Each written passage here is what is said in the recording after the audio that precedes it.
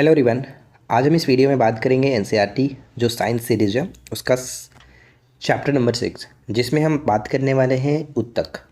इससे पहले कि आपने 1 से लेकर के 5 चैप्टर तक नहीं देखा है तो ज़रूर चेकआउट कर लीजिएगा, उसमें सब कुछ आपको कराया गया। तो आज हम इस वीडियो में जो भी इंपॉर्टेंट पॉइंट्स हैं उनको कवर करने वाले हैं। तो चलिए फिर इस वीडियो को शुरू करते हैं। तो यहाँ पर हम पढ़ेंगे कि पिछले अध्याय में हमने पढ़ा कि सभी जीवित प्राणी या फिर पौधे कोशिका के बने होते हैं। ठीक है, कोशिका के बारे में हमने अच्छे से जान लिया। एक कोशिक जीवों में सभी मौलिक कार्य एक ही कोशिका द्वारा किए जाते हैं। उदाहरण के लिए अमीबा में एक ही कोशिका द्वारा गति, भोजन लेने की क्रिया, श्वसन क्रिया और उत्सर्जन क्रिया संपन्न होती है। लेकिन बहुकोशिक जीवों में लाखों कोशिकाएं होती हैं। तो ये चीज़ तो आपको समझ में आ गया। अगर एक कोशिकीय जीव है तो उसमें जितनी भी घटनाएं होंगी वो उसी एक कोशिका से होता है। ठीक है, लेकिन बहुकोशिकीय जीवों में लाखों कोशिकाएं होती हैं, बहुत सारी कोशिकाएं होती हैं, उनसे अलग अलग कार्य होते हैं। तो इसके बाद हम आगे के पॉइंट्स में अगर हम देखेंगे तो यहाँ पे आप पढ़िए कि प्रत्येक विशेष कार्य कोशिकाओं के विभिन्न समूहों द्वारा किया जाता है। कोशिकाओं के ये समूह विशिष्ट कार्य को ही अति दक्षतापूर्वक संपन्न करने के लिए सक्षम होते हैं। मनुष्यों में पेशीय कोशिका फैलती और सिकुड़ती है जिससे गति होती है। तंत्रिका कोशिका संदेशों की वाहक होती है। रक्त, ऑक्सीजन, भोजन, हार्मोन और अपशिष्ट पदार्थों का वहन करता है। पौधों में वाहक नलियों से संबंधित कोशिकाएं भोजन और पानी को एक जगह से दूसरी जगह ले जाती हैं। अतः बहुकोशिकीय जीवों में श्रम विभाजन होता है। ठीक है, बहुकोशिकीय जीवों में श्रम विभाजन होता है। अलग अलग लोग, अलग अलग कोशिका अलग अलग कार्यों को संपन्न करती हैं। ठीक है, यहाँ तक कोई दिक्कत नहीं। अब यहाँ पे हम देखेंगे कोशिकाओं का यह समूह, जो भी आपने ऊपर में देखा कि अलग अलग कार्य अलग अलग कोशिका के द्वारा किए थे, इन कोशिकाओं के समूह को हम लोग उत्तक कहते हैं। उत्तक क्या होता है? तो कोशिकाओं का समूह होता है। ठीक है, ये उत्तक अधिकतम दक्षता के साथ कार्य कर सकने के लिए एक विशिष्ट क्रम में व्यवस्थित होते हैं। रक्त, फ्लोएम तथा पेशी उत्तक के उदाहरण हैं। ठीक है, तो यहाँ में ज़्यादा कुछ दिक्कत नहीं था, बस आपको ये पॉइंट याद रखना था कि उत्तक क्या होता है। ठीक है, अब यहाँ पे हम बढ़ते हैं कि क्या पौधे और जंतु एक ही तरह के उत्तक से बने होते हैं? जी नहीं, दोनों में अंतर होता है। यहाँ पे हम पढ़ेंगे कि दोनों में स्पष्ट अंतर होता है। पौधे स्थिर होते हैं, वे गति नहीं करते हैं। उनके अधिकांश उत्तक सहारा देने वाले होते हैं तथा पौधों को संरचनात्मक शक्ति प्रदान करते हैं। ऐसे अधिकांश उत्तक मृत होते हैं। ये मृत उत्तक जीवित उत्तकों के समान ही यांत्रिक शक्ति प्रदान करते हैं तथा उन्हें कम अनुरक्षण की आवश्यकता होती है। दूसरी ओर अगर हम देखें तो जंतु भोजन, साथी और आश्रय की खोज में इधर उधर विचरण करते हैं। ये पौधों की अपेक्षा ऊर्जा का अधिक उपभोग करते हैं। जंतुओं के अधिकांश उत्तक जीवित होते हैं, यानी पौधों के अधिकांश उत्तक मृत होते हैं जबकि जंतुओं के जीवित होते हैं। ठीक है, जंतु और पौधे के बीच उनकी वृद्धि के प्रतिरूप में एक और भिन्नता है। पौधों की वृद्धि कुछ क्षेत्रों में ही सीमित रहती है जबकि जंतुओं में ऐसा नहीं होता। पौधों के कुछ उत्तक जीवन भर विभाजित होते रहते हैं। ऐसे उत्तक कुछ क्षेत्रों में ही सीमित रहते हैं। उनके उत्तकों के विभाजन क्षमता के आधार पर ही पौधों के उत्तकों का वर्गीकरण किया जाता है। वृद्धि अथवा विभज्योतक तथा स्थायी उत्तक, यानी कि वृद्धि अथवा विभज्योतक तथा स्थायी उत्तक। जंतुओं में कोशिका वृद्धि अधिक एकरूप होती है। देखिए, जो भी मैं यहाँ पे इतना चीज़ आपको बता रहा हूँ इसमें बस जानने के लिए इम्पॉर्टेंट है, क्योंकि चैप्टर स्टार्ट किया तो मैंने आपको ये सब कुछ बता रहा हूँ। लेकिन हमें जो जानना होगा वो मैं आपको ले चलता हूँ पादप उत्तक के अंतर्गत। देखिए, पादप उत्तक में भी बहुत सारी चीज़ें मैंने आपको ऑलरेडी पढ़ा रखा है, लेकिन बात यहाँ पर ये आती है तो हम चलिए देख लेते हैं एक एक करके। तो पादप उत्तक में पौधों में वृद्धि कुछ निश्चित क्षेत्रों में ही होती है। ऐसा विभाजित उत्तकों के उन भागों में ही पाए जाने के कारण होता है। ऐसे उत्तकों को विभज्योतक यानी कि मेरिस्मेटिक टिश्यू भी कहा जाता है। ये विभज्योतक किस भाग में स्थित होते हैं, यानी ये जो विभज्योतक है, मेरिस्मेटिक टिश्यू है, किस भाग में स्थित है? विभज्योतक की उपस्थिति वाले क्षेत्रों के आधार पर इन्हें शीर्षस्थ, कैम्बियम अथवा अंतर्विष्ट भागों में वर्गीकृत किया जाता है, जैसे कि चित्र 6.2 में हम लोग आगे के पेज पे देखेंगे। तो यानी कि आपने ये देखा कि जहाँ पर जैसे कि देखिए यहाँ पे क्या पॉइंट लिखा गया था कि ऐसा विभाजित उत्तकों में उन भागों में पाए जाने के कारण होता है यानी कि कुछ निश्चित क्षेत्रों में पौधों में वृद्धि जो होता है वो कुछ निश्चित क्षेत्रों में होगा। जैसे कि यहाँ पे देखिए कि ये पौधा जो है, आप इस पौधे को जो देख रहे हैं कि या तो शीर्षस्थ विभोजित यहाँ से वृद्धि कर सकता है, या फिर यहाँ से वृद्धि कर सकता है, अंतर्विष्ट बीजोतक हो सकता है, या फिर पार्श्व बीजोतक यहाँ से हो सकता है। तो ये है आपका इसका मेन, किसी पौधे में बीजोतक की स्थिति कहाँ कहाँ हो सकती है। ठीक है, अब यहाँ पे एक पॉइंट है जो कि भी मैंने लिखा है, देखिए ध्यान दीजिएगा कि शीर्षस्थ विभोजक जड़ों एवं तनों की वृद्धि वाले भागों में विद्यमान रहता है तथा वह इनकी लंबाई में वृद्धि करता है। तने की परिधि या फिर मूल में वृद्धि पार्श्व विभोजक यानी कि कैम्बियन के कारण होता है, कैम्बियन के कारण होता है। ये चीज़ याद रखिएगा, बहुत अच्छा प्रश्न यहाँ से बन सकता है। ठीक है, अब आगे बढ़ते हैं। यहाँ पे देखेंगे हम लोग कि अंतर्विष्टि विभोजक पत्तियों के आधार में या फिर टहनी के पार्श्व के दोनों ओर उपस्थित होते हैं। इस उत्तक की कोशिका अत्यधिक क्रियाशील होती है। इनके पास बहुत अधिक कोशिका द्रव्य, पतली कोशिका भित्ति और स्पष्ट केंद्रक होते हैं। उतना ज़्यादा हमें जानने की ज़रूरत नहीं है। अब हम बढ़ते हैं अपनी स्थायी उत्तक की तरफ। ठीक है, स्थायी उत्तक की तरफ तो ध्यान दीजिएगा। स्थायी उत्तक विभोजक द्वारा बनी कोशिकाओं का क्या होता है, ये विशिष्ट कार्य करती हैं और विभाजित होने की शक्ति को खो देती हैं, जिसके फलस्वरूप वे स्थायी उत्तक का निर्माण करती हैं। इस प्रकार एक विशिष्ट कार्य करने के लिए स्थायी रूप से और आकार लेने की क्रिया को विभेदीकरण कहते हैं। विभोजक की कोशिकाएं विभाजित होकर के विभिन्न प्रकार के स्थायी उत्तकों का निर्माण करता है। यानी ऊपर हमने जो देखा मेरिस्मेटिक जो टिश्यू है वो क्या करता है कि विभाजित होकर के विभिन्न प्रकार के स्थायी उत्तकों का निर्माण करता है। और अस्थायी उत्तक विभिन्न प्रकार के कौन कौन से हैं, तो चलिए मैं आपको बताता हूँ कि अस्थायी उत्तक कौन कौन से आ जाते हैं। जैसे सरल स्थायी उत्तक होता है और एक होता है जटिल स्थायी उत्तक। तो सरल स्थायी उत्तक के अंतर्गत हमने कई बार पढ़ा है कि पेरेन्काइमा, कॉलिनकाइमा, स्क्लेरेन्काइमा ये सब आते हैं। और जटिल स्थायी उत्तक के अंतर्गत जाइलम, फ्लोएम ये सब हम देखते हैं। तो सबसे पहले हम यहाँ पे सरल स्थायी उत्तक को सबसे पहले समझते हैं कि कोशिकाओं की कुछ परतें उत्तक के आधारीय पैकिंग का निर्माण करती हैं। इन्हें पेरेन्काइमा उत्तक कहते हैं। ठीक है, पेरेन्काइमा उत्तक कहते हैं।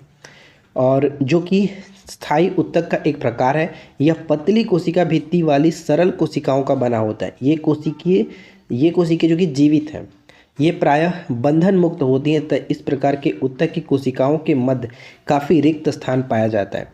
ठीक है, यानी कि यहाँ पे आप देखोगे, देखिए ये जो आप पिक्चर देख रहे हो वो पेरेन्काइमा का है। यानी फर्स्ट का यहाँ पे ए देखिए, ए सरल उत्तक, विभिन्न प्रकार के सरल उत्तक, ए पेरेन्काइमा है और दूसरा बी जो है वो कोलेन्काइमा है। तो यहाँ पे हमें देखना है, इसमें देखिए, इसमें आपको क्वेश्चन बोल रहा हूँ, यहाँ पे क्या लिखा गया था कि काफ़ी रिक्त स्थान पाया जाता है कोशिकाओं के मध्य। तो यहाँ पे आप देखेंगे, देखिए ये खाली स्थान आपको दिख रहा होगा, गैप दिखेगा, दिख रहा है गैप। तो इसको कहते हैं कि ये बंधन मुक्त होते हैं, ये प्रायः बंधन मुक्त होती हैं और इस प्रकार के उत्तकों कोशिकाओं के मध्य काफ़ी रिक्त स्थान पाया जाता है। और ये जो उत्तक होता है पौधों को सहारा प्रदान करता है और भोजन का भंडारण करता है। ध्यान दीजिएगा, क्वेश्चन आपसे पूछा सकता है कि पेरेन्काइमा का कार्य क्या है। तो पेरेन यानी कि पेरेंट हमने क्या याद रखा था, पेरेंट मतलब पेरेंट्स लोग हमें सपोर्ट करते हैं, यानी पौधों को सहारा प्रदान करते हैं। ठीक है, तो इस तरह से हमें याद रखना है। राइट, मैं आपको नोट्स प्रोवाइड करा दूंगा एप्लीकेशन पे, तो आप वहाँ से जा करके आराम से पढ़ लीजिएगा। सब कुछ पौधा उत्तक पर मैंने बहुत अच्छे से नोट्स बना रखा है, तो आप लोग वहाँ से पढ़ लेंगे। ठीक है, और जो लोग कोर्स को ज्वाइन नहीं किए, मैं आपको बता दूं कि 149 के साथ आपको एनसीईआरटी का कोर्स मिल रहा है, तो जाकर के आप ज्वाइन कर लीजिए। वीडियो के नीचे डिस्क्रिप्शन एप्लीकेशन का लिंक दिया गया, वहाँ पर 149 में आपको पूरी एनसीईआरटी अच्छे से कवर कराई जाएगी। उसमें वीडियो, पीडीएफ, नोट्स सब कुछ मिलेगा। तो एनसीईआरटी के लिए टेंशन फ्री हो जाइएगा अगर उस बैच को ज्वाइन कर लेते हैं। तो ऑफ़र में है अभी 149 के साथ, अगर अभी ज्वाइन नहीं करते तो बाद में उसका प्राइस बढ़ जाएगा, तो फिर आपको प्रॉब्लम होगी। चलिए आगे बात करते हैं। कुछ पेरेन्काइमा उत्तकों में क्लोरोफिल पाया जाता है, क्लोरोफिल, ठीक है, जिसके कारण प्रकाश संश्लेषण की क्रिया संपन्न होती है। स्थितियों में इन उत्तकों को क्लोरेन्काइमा, हरित उत्तक कहा जाता है। जलीय पौधों में पेरेन्काइमा की कोशिकाओं के मध्य हवा की बड़ी गुहिकाएँ होती हैं जो पौधों को तैरने के लिए उत्प्लावन बल प्रदान करती है। इस प्रकार पेरेन्काइमा को एरेन्काइमा भी कहते हैं। यानी इस प्रकार के जो पेरेन्काइमा होंगे उसे हम लोग एरेन्काइमा कहते हैं। एरेन्काइमा हम लोग किसको कहते हैं? एरेन्काइमा उन पौधों में हो कह सकते हैं जो तैरते हैं, ठीक है, तैरते हैं, एरेनकाइमा। अब इसके बाद हम आगे देखेंगे कि पौधों में लचीलेपन का एक गुण अन्य अस्थायी ऊतक कोलेनकाइमा के कारण होता है। यानी पौधों में लचीलापन किसके कारण होता है? कोलेनकाइमा। कोलेन से हम याद रखेंगे कोमल, ठीक है, कोमल, कोमलता मिलती है कहाँ से? जो कि पौधों कोमलता रहेगा तभी तो लचीला होगा, वरना तो टूट जाएगा। तो पौधों में लचीलापन का गुण आता है एक कौन से ऊतक? कोलेनकाइमा के कारण होता है। यह पौधों के विभिन्न भागों पत्ती, तना में बिना टूटे हुए लचीलापन लाता है। यह पौधों को यांत्रिक सहायता भी प्रदान करता है। हम इस ऊतक को एपिडर्मिस के नीचे परिवर्त में पा सकते हैं। इस ऊतक की कोशिकाएं जीवित लंबी और अनियमित ढंग से कोनों पर मोटी तथा कोशिकाओं के बीच बहुत कम स्थान होता है। यानी अगर इस टाइप का आप देखेंगे तो बहुत कम स्थान होता है। जैसे कि यहाँ पे दिखाया गया 4 के बी में, तो 4 का बी जो कि यहाँ पे देखोगे 4 का बी ये था ना, हाँ ये है, इनके बीच बहुत कम स्थान होता है। जैसे कि आप इस पिक्चर को देखो, इस पिक्चर में देखो, अगर इसके तुलना में देखोगे तो क्या होगा, इसमें गैप था लेकिन यहाँ पे कोई आपको गैप नहीं दिखेगा, इनके बीच कोई भी खाली स्थान, रिक्त स्थान नहीं दिखेगा। यही बात कही जा रही थी, ठीक है। अब आता है हम लोग नेक्स्ट पॉइंट पे कि एक अन्य प्रकार का ऊतक जो कि स्क्लेरेनकाइमा होता है। यह ऊतक पौधों को कठोरता और मजबूत बनाता है, ठीक है, पौधों को कठोरता और मजबूत बनाता है। ध्यान दीजिएगा कि नारियल के जो रेशे हम देखते हैं, रेशे युक्त छिलके को देखता है, ये क्या होता है कि ये एक प्रकार का स्क्लेरेनकाइमा ऊतक से ही बना होता है। ये उस चीज़ को, नारियल को कठोर और मजबूत बनाता है, ठीक है। इस ऊतक की कोशिकाएं मृत होती हैं, ये लंबी और पतली होती हैं क्योंकि इस ऊतक की भित्ति लिंगलिन के कारण मोटी होती है। अब ये लिंगलिन क्या है? तो लिंगलिन यहाँ पे एक तरह से हम ये कह सकते हैं कि लिंगलिन कोशिकाओं को दृढ़ बनाने के लिए सीमेंट का कार्य करता है। जैसे घरों की दीवारों को मजबूत करने के लिए हम लोग ऊपर से सीमेंट लगाते हैं ना, सीमेंट लगा करके प्लास्टर किया जाता है, तो उसी तरह से यहाँ पे हम ये कह सकते हैं कि लिंगलिन कोशिकाओं को दृढ़ बनाने के लिए सीमेंट का कार्य करते हैं। वाला एक रासायनिक पदार्थ है। ये भित्तियाँ प्रायः इतनी मोटी होती हैं कि कोशिकाओं के भीतर कोई आंतरिक स्थान नहीं होता है। यह ऊतक तने में सम्मोहन बंडल समीप पत्तों की सिराओं में तथा बीजों और फलों के कठोर छिलके में उपस्थित होता है। यह पौधों को भागों को मजबूती प्रदान करता है। बस इतना ही आपको ध्यान रखना है। लेकिन देखिए एनसीईआरटी में जो ये चीज़ लिखा गया बहुत कम चीज़ें हैं, तो मैंने अपने नोट्स में इनके बारे में अच्छे से बताया, विस्तार से, अलग अलग सोर्सेज से हर चीज़ को एक्सप्लेन कर दिया है। तो जो लोग पढ़ना चाहते हैं आप जा कर के वहाँ से पढ़िए तो ज़्यादा बेटर रहेगा। लेकिन यहाँ पर जितनी भी चीज़ें दी गई हैं, क्वेश्चंस यहाँ से डेफिनेटली पूछे जाते हैं, तो ये जानना ज़रूरी है, ठीक है। चलिए आगे देखते हैं। नेक्स्ट कह रहा है कि कोशिकाओं की सबसे बाहरी परत क्या होता है? एपिडर्मिस होता है। कोशिकाओं की सबसे बाहरी परत एपिडर्मिस। शुष्क स्थानों पर मिलने वाले पदों में एपिडर्मिस मोटी हो जाती है। यह जल का हानि कम करके पादपों की रक्षा करती है। पौधों की पूरी तरह एपिडर्मिस से ढकी रहती है, यानी पौधे की पूरी सतह जो होता है वो एपिडर्मिस से ढका रहता है। ध्यान में रखना है कि एपिडर्मिस कोशिकाओं का उत्तरदायित्व रक्षा करने का है। यानी एपिडर्मिस का कार्य क्या है कि पौधों को, कोशिकाओं का रक्षा करना है। अब यहाँ पे एक पॉइंट है जो कि वीवीआई मैंने लिखा है, देखिए कि पत्ती की एपिडर्मिस में हम छोटे छोटे छिद्र को देख सकते हैं। इन छिद्रों को क्या कहते हैं? स्टोमेटा। ये प्रश्न कई बार पूछा गया कि पत्ती में मौजूद जो छिद्र होते हैं उन्हें हम क्या कहते हैं? स्टोमेटा। पत्तियों को अगर आप जूम करके देखोगे तो उसमें छोटे छोटे डॉट्स दिखेंगे आपको, और यही क्या होता है? स्टोमेटा, ठीक है। तो स्टोमेटा का पिक्चर यहाँ पे 6.5 में दिखा रहा है, तो 6.5 में देखिए यहाँ पे आपको देखने को मिलेगा। एक्चुअली ये पिक्चर रंगीन नहीं है, तो रंगीन पिक्चर में आपको अच्छे से दिखाई देता। चलिए फिलहाल हम आगे बढ़ते, आगे देखेंगे। तो स्टोमेटा का 2 वृक्क के आकार की कोशिकाएं घेरे होती है जिन्हें रक्षी कोशिकाएं कहते हैं। ये कोशिकाएं वायुमंडल में गैसों का आदान प्रदान करने के लिए आवश्यक है। अब गैसों का आदान प्रदान का मतलब क्या हुआ? आपको पता है कि पौधे भोजन बनाते हैं, यानी प्रकाश संश्लेषण की क्रिया द्वारा भोजन बनाते हैं, तो वायुमंडल से कार्बन डाइऑक्साइड को वो एब्जॉर्ब करते हैं और ऑक्सीजन को रिलीज़ करते हैं। तो ये कहाँ से रिलीज़ होता है? पत्तियों में जो मौजूद छिद्र होते हैं, स्टोमेटा होता है, उन्हीं के कारण होता है। तो ये चीज़ याद रखना है, ठीक है। साथ ही साथ वाष्पोत्सर्जन, वाष्प के रूप में पानी निकालना की क्रिया भी स्टोमेटा के द्वारा ही होता है, यानी वाष्पोत्सर्जन भी स्टोमेटा के कारण ही संपन्न हो पाता है। इसके बाद हम यहाँ पे देखेंगे जड़ों की एपिडर्मिस कोशिकाएं पानी को सोखने का कार्य भी करती हैं, ठीक है। ध्यान रखें, यहाँ पे देखिए कि मरुस्थलीय पौधों की बाहरी सतह वाले एपिडर्मिस में क्यूटीन। क्यूटीन क्या है? तो एक जल अवरोधक रासायनिक पदार्थ है का लेप होता है मरुस्थलीय पौधों की बाहरी सतह पर। किसका लेप होता है? तो क्यूटीन का लेप होता है, और ये एक प्रकार का ऐसा पदार्थ होता है कि जल अवरोधक रासायनिक पदार्थ होता है, राइट। नेक्स्ट है कि जैसे जैसे वृक्ष की आयु बढ़ती है उसके बाह्य सुरक्षात्मक ऊतकों में भी कुछ परिवर्तन होता है, और ये परिवर्तन यहाँ पे हम पढ़ेंगे कि एक दूसरे बीजोतक की पट्टी तने के एपिडर्मिस का स्थान ले लेती है। नेक्स्ट पॉइंट है कि इनकी भित्ति पर सुब्रीन नामक एक रसायन होता है जो कि इन छल्लों को हवा एवं पानी के लिए अभेद बनाता है, सुब्रीन, ठीक है। चलिए नेक्स्ट आता है जटिल स्थायी ऊतक। हमने सरल स्थायी ऊतक पढ़ लिया। सरल स्थायी ऊतक में 3 चीज़ देखा, पेरेन्काइमा, कोलेनकाइमा और स्केरेन्काइमा। पेरेन्काइमा जीवित होता है, कोलेनकाइमा जीवित होता है, लेकिन स्केरेन्काइमा मृत होता है, ठीक है फ्रेंड्स। ये तीनों याद रखना है। अब यहाँ पे आता है जटिल स्थायी ऊतक। जटिल स्थायी ऊतक में सबसे इंपॉर्टेंट आपका पढ़ना है जाइलम और फ्लोएम। तो चलिए हम देखते हैं। यहाँ पे देखिए, जटिल ऊतक एक से अधिक प्रकार की कोशिकाओं से मिलकर के बने होते हैं और ये सभी एक साथ मिलकर के एक इकाई की तरह कार्य करते हैं। जाइलम और फ्लोएम इसी प्रकार के जटिल ऊतकों के उदाहरण हैं। इन दोनों को संवहन ऊतक भी कहते हैं। संवहन ऊतक क्यों? क्योंकि इसमें संवहन हम किसको कहते हैं? जिसमें पानी और जो खाद्य पदार्थ हैं, खनिज पदार्थ हैं, वो पौधों के एक स्थान से दूसरे स्थान तक पहुंचाने का कार्य करते हैं, उनको हम लोग संवहन ऊतक कहते हैं, ठीक है। और ये मिलकर के संवहन बंडल का निर्माण करते हैं। अब यहाँ पे हम देखेंगे तो ये कह रहा है कि यह ऊतक बड़े पौधों की एक विशेषता है जो कि उनको स्थलीय वातावरण में रहने के अनुकूल बनाती है। और नेक्स्ट पॉइंट यहाँ पे ये है, क्या कह रहा है देखिए, ध्यान से पढ़िएगा। इनमें से अधिकतर कोशिकाएं मृत होती हैं, जैसे कि ट्रैकिड और वाहिकाओं की जो रचना नलिकार होती है, इनके द्वारा पानी और खनिज लवण का ऊर्ध्वाधर संवहन होता है। ऊर्ध्वाधर संवहन होता है यानी ऊपर की तरफ संवहन होता है, ठीक है। और पेरेन्काइमा भोजन का संग्रह करता है और ये किनारे की ओर पानी के पार्श्वीय संवहन में मदद करता है। फाइबर रेशे मुख्यतः सहारा देने का कार्य करता है।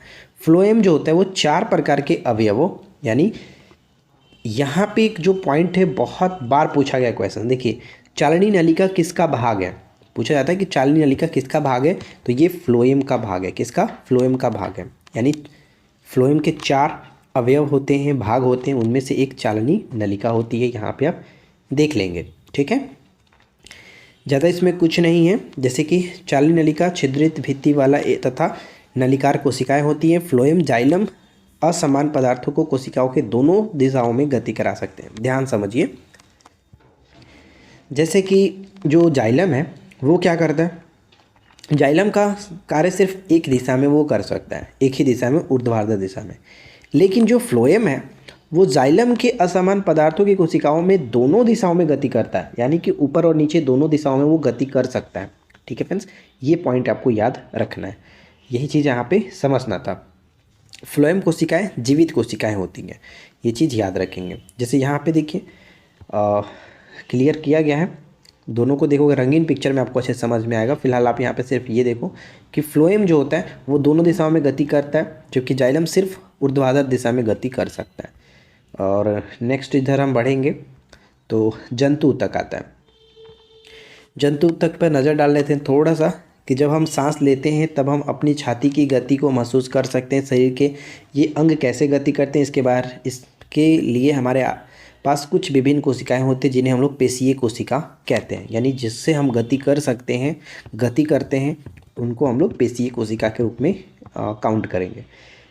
यहाँ पे क्या है कि सांस लेते समय हम ऑक्सीजन लेते हैं, ऑक्सीजन कहाँ जाती है? या फेफड़ों के द्वारा अवशोषित की जाती है तथा रक्त के साथ शरीर की सभी कोशिकाओं तक पहुँच जाती है। कोशिकाओं को ऑक्सीजन की आवश्यकता क्यों होती है? माइटोकॉन्ड्रिया का कार्य इस प्रश्न के हल के लिए एक संकेत होता है, जिसके बारे में हम पहले पढ़ चुके हैं। माइटोकॉन्ड्रिया बताया जा चुका है। रक्त अपने साथ विभिन्न पदार्थों को शरीर में एक स्थान से दूसरे स्थान तक ले जाता है। उदाहरण के लिए भोजन और ऑक्सीजन को सभी कोशिकाओं तक पहुंचाता है, यानी जो रक्त है वो भोजन और ऑक्सीजन को सभी कोशिकाओं तक पहुंचाता है। यह शरीर के सभी भागों से अवशिष्ट पदार्थों को एकत्रित कर यकृत तथा वृक्क तक उत्सर्जन के लिए पहुँचा देता है, यानी जितना भी एक्स्ट्रा फालतू चीज़ें होती है वो यकृत और वृक्क तक रक्त ही पहुंचाता है, ठीक है। नेक्स्ट पॉइंट यहाँ पे है कि देखिए एपिथेलियमयी ऊतक, एपिथेलियमयी ऊतक, संयोजी ऊतक। यहाँ पे सबसे पहले पढ़िए कि रक्त और पेशियाँ दोनों ही हमारे शरीर में पाए जाने वाले ऊतकों के उदाहरण हैं। उनके कार्य के आधार पर हम विभिन्न प्रकार के जंतु ऊतकों के बारे में विचार कर सकते हैं, जैसे कि एपिथेलियमयी ऊतक, संयोजी ऊतक, पेशीय ऊतक तथा तंत्रिका ऊतक। रक्त संयोजी ऊतक का एक प्रकार है। ये प्रश्न भी कई बार आपने देखा होगा, पूछा जाता है कि पेशी जो है पेशीय ऊतक का एक प्रकार है। एपिथेलियमयी ऊतक के बारे में पढ़ लेते हैं। एपिथेलियमयी ऊतक जंतु के शरीर को ढकने या फिर बाह्य रक्षा प्रदान करने वाले ऊतक एपिथेलियमयी ऊतक कहते हैं। यानी हमारे शरीर को जो रक्षा प्रदान करता है वो कौन सा ऊतक है, तो एपिथेलियमयी ऊतक होता है। एपिथेलियमयी शरीर के अंदर स्थित बहुत से अंगों और गुहाओं को ढकते हैं, ये चीज़ ध्यान रखिएगा। और जैसे त्वचा, मुंह, आहार नली, रक्तवाहिका, नली का अस्तर, फेफड़ों की कुपिका, वृक्क नली आदि सभी किसकी बनी होती है, तो एपिथेलियमयी ऊतक से बने होते हैं। ये क्वेश्चंस पूछा जा सकता है, इन चीज़ों को याद रखेंगे, ठीक है। चलिए नेक्स्ट पे आते हैं। अब देखिए इसमें ज़्यादा कुछ नहीं है, इसमें आप पूरा पढ़ लोगे, लेकिन हमें क्वेश्चन से टाइप का कुछ नहीं मिलेगा, बस जानकारी के लिए। तो आप लोग एक बार खुद से बुक पढ़ लीजिए, वहाँ पर आपको जो भी जानकारी होगी मिल जाएगी। अब आता है हमारा संयोजी ऊतक। तो देखिए संयोजी ऊतक क्या है। रक्त एक प्रकार का संयोजी ऊतक है। इसे हम लोग संयोजी ऊतक क्यों कहते हैं, इस अध्याय की भूमिका में इस संबंध में एक संकेत दिया गया है कि आइए हम, ज़्यादा कुछ नहीं है, उतना हमें जानना है, ज़रूरत नहीं है। देखिए डायरेक्ट हम पढ़ते हैं इधर। रक्त एक प्रकार का संयोजी ऊतक है, ये ध्यान रखिएगा। रक्त की एक बूंद स्लाइड पर लें और उसमें मौजूद विभिन्न कोशिकाओं को सूक्ष्मदर्शी से देखें। रक्त के तरल आधात्री यानी मैट्रिक्स होता है, मैट्रिक्स भाग को प्लाज्मा कहते हैं। रक्त के जो तरल भाग हो उसको हम लोग प्लाज्मा कहेंगे। प्लाज्मा में लाल रक्त कोशिकाएं यानी आरबीसी, डब्ल्यूबीसी तथा प्लेटलेट्स निलंबित होते हैं। प्लाज्मा में प्रोटीन, नमक और हार्मोन भी होते हैं। रक्त जो है वो गैसों, शरीर के पचे हुए भोजन, हार्मोन और उत्सर्जी पदार्थों को शरीर के एक भाग से दूसरे भाग में संवहन करता है। अस्थि संयोजी ऊतक का एक अन्य उदाहरण है। जो हमारा अस्थि है वो भी एक प्रकार का संयोजी ऊतक ही है।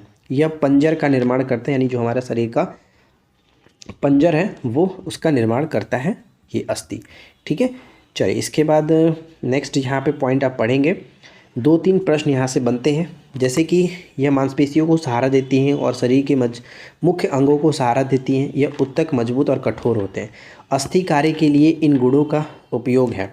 अस्थि कोशिकाएँ कठोर अधात्री में धंसी होती हैं, जो कैल्शियम तथा फास्फोरस की बनी होती है। यानी हमारा जो हड्डी है, अस्थि है, वो कैल्शियम और फास्फोरस की बनी है। अब यहाँ पे 1-2 प्रश्न ध्यान दीजिएगा कि 2 अस्थियाँ आपस में एक दूसरे से एक अन्य संयोजी ऊतक जिसे हम लोग स्नायु यानी लिगामेंट्स कहते हैं उसके द्वारा जुड़ी होती हैं।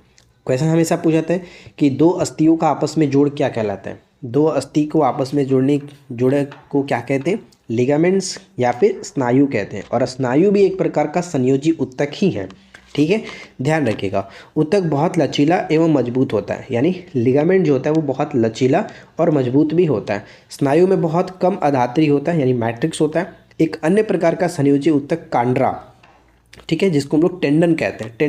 टेंडन में क्या होता है कि अस्थि से मांसपेशी को जोड़ता है। लिगामेंट्स अस्थि को जोड़ता है, जबकि टेंडन जो होता है वो मांसपेशी को अस्थि से जोड़ता है। मैंने आपको याद कराया था ना, एमबीटी, याद है आपको, एमबीटी यानी मसल और बोन को कौन जोड़ता है, तो टेंडन जोड़ता है। मोहम्मद बिन तुगलक को आप जोड़ोगे तो वो क्या होगा, मोहम्मद और बिन को जोड़ोगे तो वो तुगलक बनता है, इस तरह से, ठीक है। मांसपेशी यानी मसल और बोन को जोड़ने के बाद टी हमारा टेंडन निकल जाता है। तो ये चीज़ आपको याद मैंने कई बार कराया हुआ है।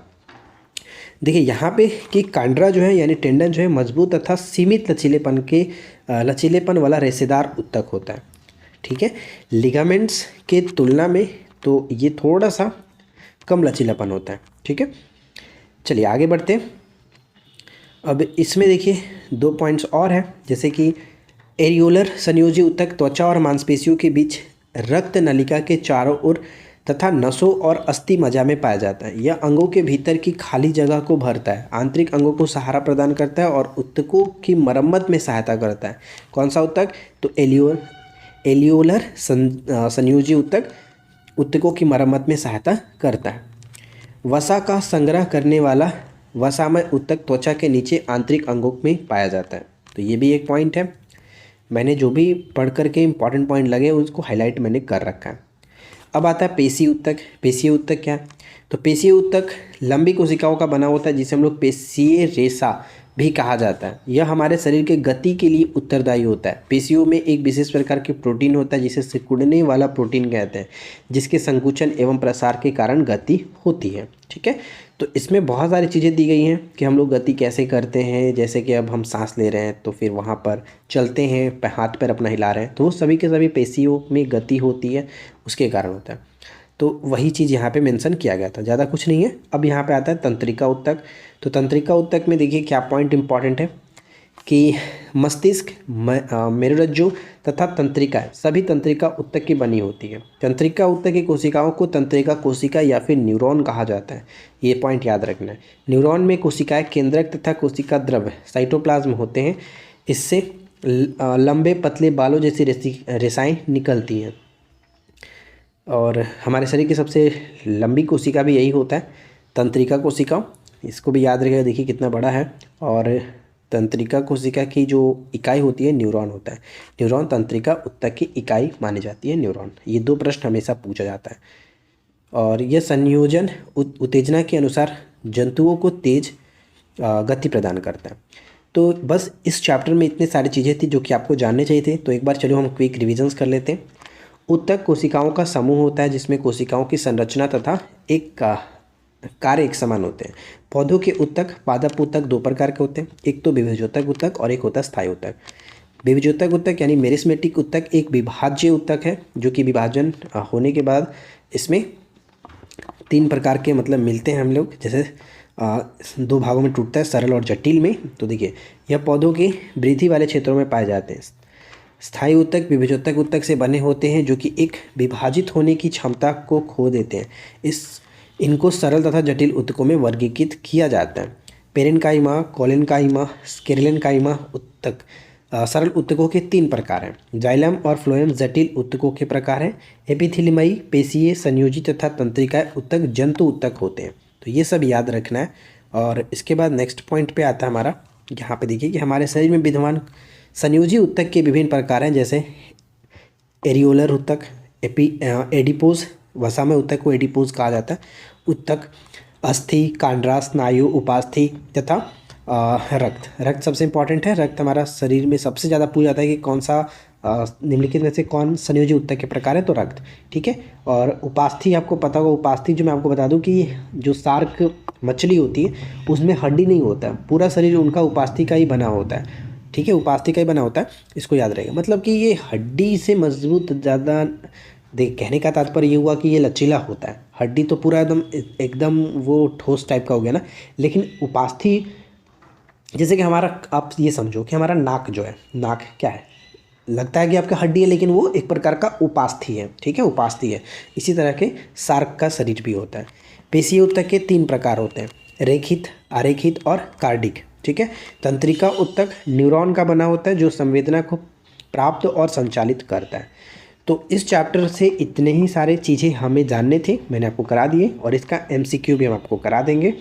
तो उम्मीद है कि ये वीडियो आपके लिए हेल्पफुल रही होगी। वीडियो पसंद आया हो तो लाइक एंड शेयर करिए। चैनल पर पहली बार है सब्सक्राइब करके नोटिफिकेशन बेल आइकन को ऑल पे सेट कर लीजिएगा। मिलते हैं इसी प्रकार के नेक्स्ट वीडियो में नए टॉपिक के साथ। Thanks for watching, keep learning, have a good day.